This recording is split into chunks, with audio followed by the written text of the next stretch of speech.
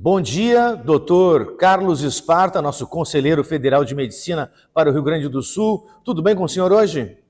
Bom dia, ouvintes, tudo bom? Sempre uma satisfação poder trazer os assuntos da pauta médica para todos os colegas e a população do nosso litoral gaúcho.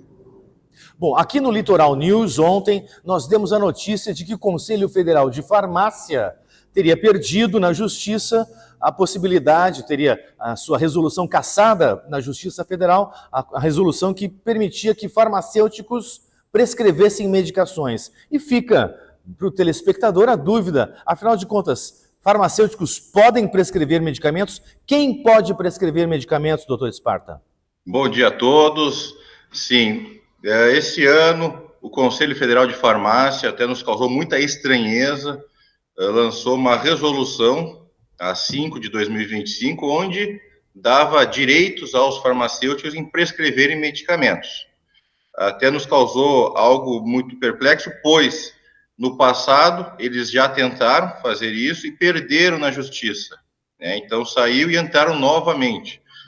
Nós temos já uma lei muito bem estabelecida, onde o próprio juiz na sentença deu que a prescrição é um ato privativo do médico, que o balcão das farmácias não pode ser um balcão de comércio, e o farmacêutico, que é uma profissional muito importante na saúde, ele não tem a formação para fazer um diagnóstico, indicar um tratamento, fazer uma anamnese, fazer o exame completo. Então, quando nós ficamos sabendo, recebemos as notícias, fomos na justiça, obviamente com todos os elementos que nós tínhamos, uma peça muito bem fundamentada pelo Conselho Federal de Medicina, e rapidamente foi deferido nosso pedido e foi indeferida a resolução do Conselho Federal de Farmácia. Então, essa resolução não está tendo mais validade. Quem pode prescrever, quem pode atender os pacientes no Brasil, sim, são os médicos brasileiros, que eles têm a formação para fazer um bom diagnóstico, fazer um mau diagnóstico, um mau tratamento causa um dano irreparável, muitas vezes, à população. Justamente essa era a minha segunda pergunta, doutor Esparta. Quais são os riscos de, por exemplo, um paciente procurar no balcão da farmácia, que sempre tem um farmacêutico, por obrigação legal, procurar uma dica de qual remédio tomar? Quais são os riscos disso? Isso, perfeito. Porque quando a gente atende o paciente, nós médicos, nós temos uma formação de no mínimo 6 anos e muitas vezes ainda mais uma residência, mais 2, 3, 4, 5 anos.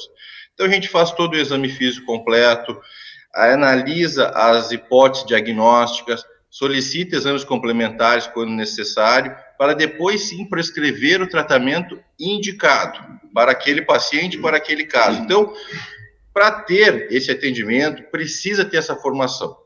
Quais são os riscos de um diagnóstico errôneo, de um automedicamento ou de uma prescrição de um não médico?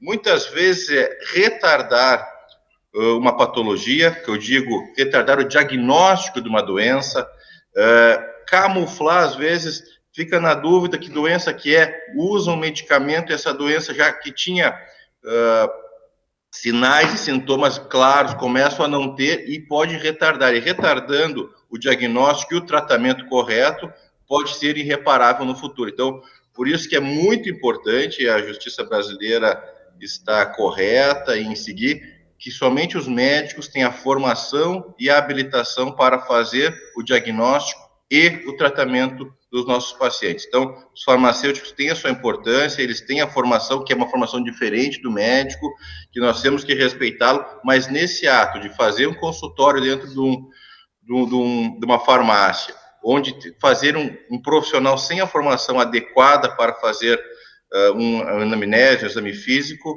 era algo que não pode ser feito pelo farmacêutico. Então, parabéns à justiça brasileira, e a população brasileira com certeza vai estar resguardada, pois os médicos atenderão. Excelente, doutor Carlos Esparta, muito obrigado pelos esclarecimentos. Fica sempre a dica para o telespectador de, no caso de qualquer sintoma que você considere estranho, procure um médico, não se automedique e procure sempre os especialistas das suas áreas, não procure serviços que não sejam realmente de especialistas. E para a gente encerrar a nossa conversa, quem é especialista em áreas, doutor? Como é que Então, o consumidor, o cidadão, identifica o especialista em uma área médica? perfeito, né? Quem é o médico especialista? Todos os médicos fazem 6 anos da faculdade e ganham o título. Após os 6 anos, tem que fazer uma residência médica. Os médicos que fazem a residência médica de 2, 3, 4, 5 anos, dependendo da área, eles ganham diploma, por exemplo, anestesista, pediatra, cirurgião, e eles registram no Conselho Regional de Medicina. Então, quando vocês têm alguma dúvida se esse médico é um especialista, se ele é um pediatra, se ele é um psiquiatra, entre outros, pode entrar no próprio site do Conselho Regional, onde vai estar o RQE no lado da especialidade, ou também, muitas vezes, pode ter no site das sociedades, onde a sociedade de cada especialidade mostra quem são os especialistas. Então, é muito fácil o acesso, pela internet, é muito fácil a todos os médicos, né? Então, sempre procurar um profissional que tenha a formação. Ou Então, seja, os entrar no médicos... site do Cremers e olhar se o RQE está registrado ali no site. É isto. Perfeito, no site do Cremers ou no próprio site do Conselho Federal de Medicina. Ambos têm quem são os especialistas de cada área.